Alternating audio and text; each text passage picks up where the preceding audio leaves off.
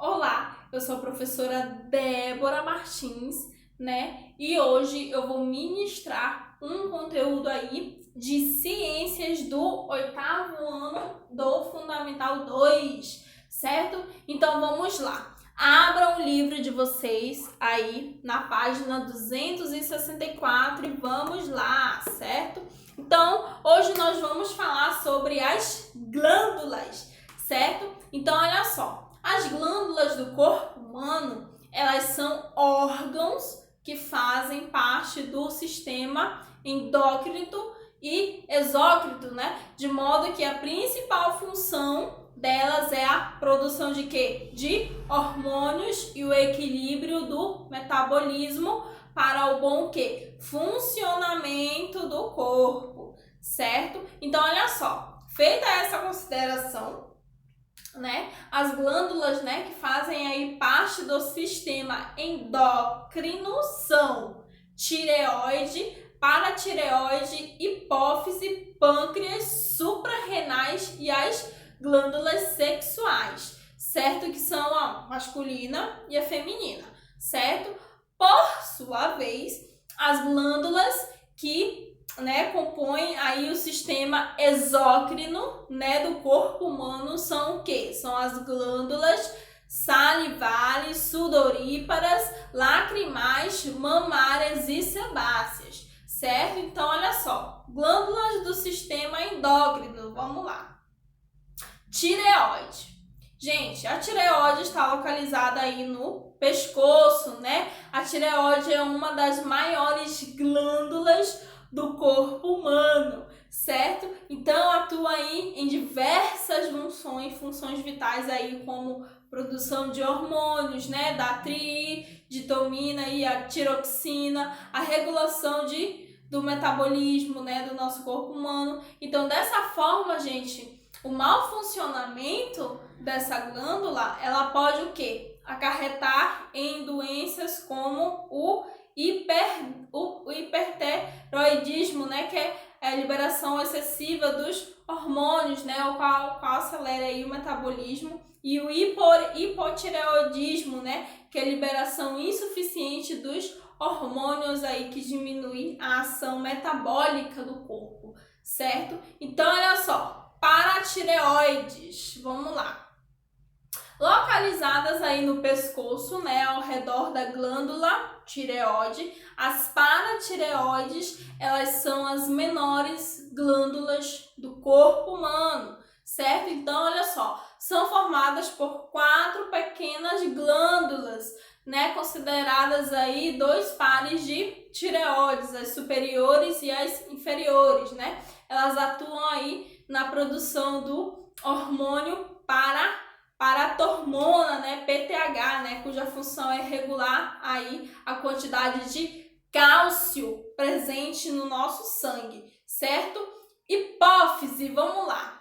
Pequena glândula, né, do tamanho que de uma ervilha, né, a hipófise, também chamada aí de glândula mestra, ela está o quê? Localizada na parte central da cabeça e possui aí importantes funções como o controle de outras glândulas, certo?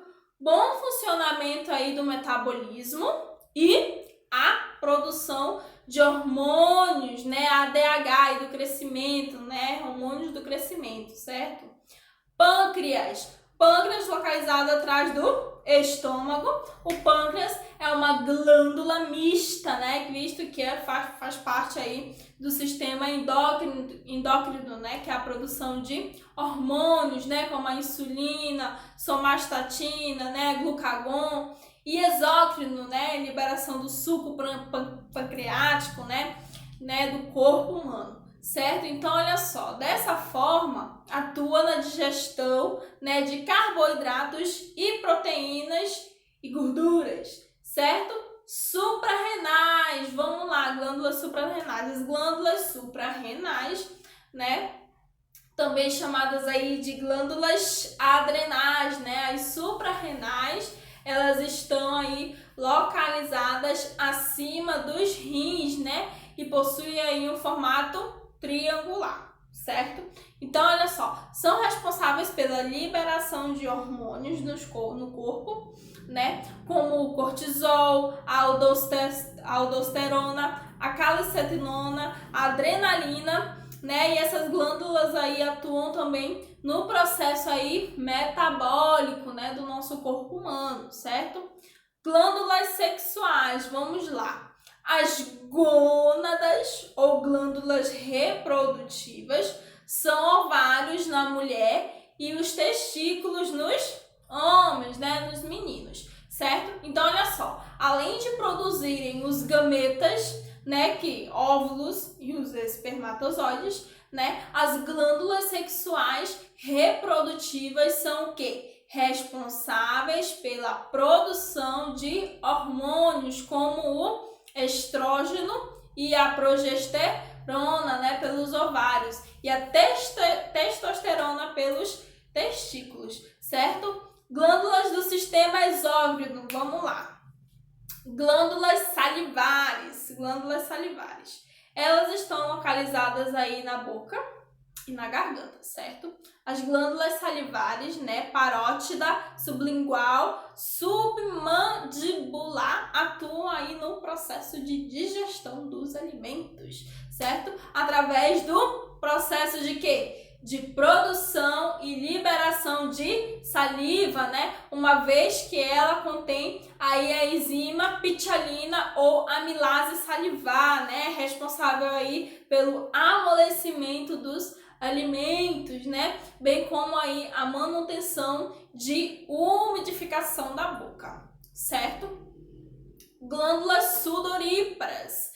Glândulas sudoríparas, elas são responsáveis aí por manter a temperatura do nosso corpo e eliminar o quê? Substâncias tóxicas, né? As glândulas sudoríparas, elas estão aí distribuídas sobre a pele e atuam aí na produção do quê? Produção e liberação do suor, certo? São classificadas aí em glândulas sudoríparas apócritas, né, chamadas aí de glândulas o quê? De cheiro, né, localizadas aí nas axilas e nos órgãos genitais, certo? E as glândulas sudoríparas écrinas, né, espalhadas aí por todo o corpo, né, responsáveis aí por manter a temperatura aí corporal equilibrada, certo? Glândulas lacrimais, vamos lá. Elas estão localizadas nos olhos, né, as glândulas lacrimais, né, são responsáveis aí pela produção das lágrimas, né, lubrificação ocular e a inibição do desenvolvimento de micro-organismos na região, certo? Glândulas mamárias, vamos lá. Exclusivamente dos mamíferos, né? As glândulas mamárias, gente, estão aí presentes em ambos os sexos. Contudo, nas mulheres, depois da puberdade, né? Elas continuam aí a se desenvolver, né? A fim de realizarem aí sua principal função, que é o quê? Produção do leite para a alimentação aí dos recém-nascidos, dos bebezinhos, certo? Glândulas sebáceas, vamos lá. Elas são responsáveis aí pela proteção, flexibilidade e lubrificação aí da pele, né? As glândulas sebáceas, gente, estão espalhadas aí pelo corpo e elas liberam sebo, né, que é a gordura, uma substância o quê? Oleosa, presente em grande parte aí no rosto e no couro cabeludo, certo? Então, por esse motivo, os cabelos, eles ficam o quê? Oleosos, né? Quando passamos dias sem lavar eles, não é mesmo? Então, olha só, fígado, ó, a maior glândula do corpo humano é o fígado. Funciona como uma glândula o quê? Mista, atuando aí dessa maneira no sistema endócrino, onde libera substâncias aí no sangue, e exócrino, onde libera aí as secreções, certo? Possui diversas funções aí, como o quê? O armazenamento de quê? De substâncias, né, como minerais e vitaminas, né, produção da bile, né, síntese do colesterol e de hormônios, certo?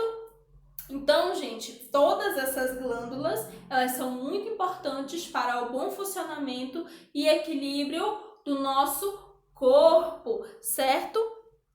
Então, olha só. Aqui na página 265, ele fala um pouco aqui, né? Ele fala um pouco dos hormônios que são produzidos pela hipófise e as suas principais ações, certo? Então, acompanha aí no livro de vocês, página 265. Vamos lá? Olha só. A hipófise, ela produz, né, vários hormônios, como a gente bem está vendo aqui, né? O hormônio do crescimento, como eu havia dito, né, que estimula o crescimento e a divisão de determinadas células que compõem o corpo humano, como a dos ossos e dos músculos, certo? Hormônio estimulante da glândula tireoide, TSH, vamos lá. Estimula a produção e a secreção dos hormônios da tireoide, certo? Hormônio folículo estimulante, né? Nas mulheres, esse hormônio age sobre os ovários, onde há a produção de gametas e outros hormônios, certo? Nos homens, o FSH estimula a produção de espermatozoide nos testículos, certo? Hormônio luteinizante, né? O LH. Nas mulheres, esse hormônio estimula o ovário, né, a liberar o ovócito, gameta masculino, e a produzir determinados hormônios. No homem, o LH estimula o desenvolvimento dos testículos e a produção de hormônios secretados por esse órgão, né? Prolactina, esse hormônio associado a outros, estimula a produção de leite nas glândulas mamárias. Certo? Ocitocina, olha só, estimula a liberação do leite produzido nas glândulas mamárias. Além disso, durante o parto normal, a ocitocina estimula as contrações do útero necessárias para o nascimento do bebê. Olha só, o que é responsável pela contração aqui do útero para o nascimento do bebê? Qual é a glândula? A ocitocina, olha só. Interessante. Ocitocina, certo? Hormônio antidiurético, né? Que é ADH. Age sobre os rins, nos quais estimula a reabsorção de água. Como consequência dessa reabsorção, menor volume de urina é formado, certo? Então, a gente, vai paginando. Então, os hormônios, eles são muito importantes para o bom funcionamento do nosso corpo humano, certo? Então, olha só. Aqui na página 271, abram aqui na página 271. E ele fala aqui sobre a diabetes, certo? Acompanhem aí. A diabetes é uma doença que se caracteriza por altas concentrações de glicose no sangue, certo? Provocando alguns sintomas como aumento da produção de urina, sede excessiva, demora na cicatrização de feridas, perda da visão e problemas no sistema circulatório sanguíneo, né? Que muitas vezes levam à necessidade de amputação de membros. Existem 2 tipos de diabetes, certo? Existem 2 tipos de diabetes. E logo aqui abaixo ele coloca aqui um trecho de uma reportagem, certo? Que diz o seguinte: cerca de 90% dos quase 350 milhões de pessoas no mundo que apresentam diabetes sofrem a doença do tipo 2, né? Que geralmente começa a causar problema aos 40 e 50 anos e está associada a fatores que dificultam a regulagem de glicose no sangue, com excesso de peso, né? No Brasil, 12 milhões de pessoas são portadoras da doença, sofrem diabetes do tipo 2, certo? Então, ó, por razões desconhecidas, no entanto, a incidência de diabetes tipo 1 vem aumentando globalmente, certo? A diabetes do tipo 1 e tipo 2 partilham o mesmo efeito básico, incapacidade de regular a insulina para impedir que os níveis de açúcar do sangue aumentem demais. Então, a diabetes tipo 1 é uma doença autoimune, certo? Então, olha só, neste caso, o organismo ataca as próprias células. Então, ó, destruindo sua capacidade de produzir insulina, certo? Na diabetes tipo 2, tecidos que precisam de insulina para obter glicose, como os do fígado, músculos e gordura, tornam-se resistentes à sua presença. A célula produtora de insulina respondem, produzindo inicialmente mais hormônio que o normal, e depois diminuindo a capacidade de controlar o excesso de glicose aí no sangue, certo? Então, olha só, insulina sintética, nós vimos aqui que existem dois tipos de diabetes, diabetes tipo 1, que é autoimune, tipo 2, certo? Então, olha só, insulina sintética. Em muitos casos de diabetes, o médico pode indicar ao paciente a aplicação de insulina sintética, certo? Ela pode ser encontrada na forma injetável ou na forma inalável. No caso do tipo inalável, ao chegar ao pulmão, a insulina é absorvida e transportada pelo sangue a diversas partes do corpo humano, certo? Então, a insulina ela ajuda aí na diminuição do quê? De açúcares que estão percorrendo a nossa corrente, na corrente sanguínea, a corrente sanguínea aí de quem tem diabetes, tanto do tipo 1 quanto do tipo 2, certo? E frente a esse conteúdo, o que vocês vão fazer? Vocês vão fazer a atividade da página 273 até a 282, certo? Esse é o nosso último conteúdo do nosso segundo bimestre, certo? Correto? Então, ó, a partir da próxima aula, a gente vai começar uma revisão zona, dos conteúdos que nós vimos do segundo bimestre, certo? Então, essa foi a nossa aula de hoje e até a próxima.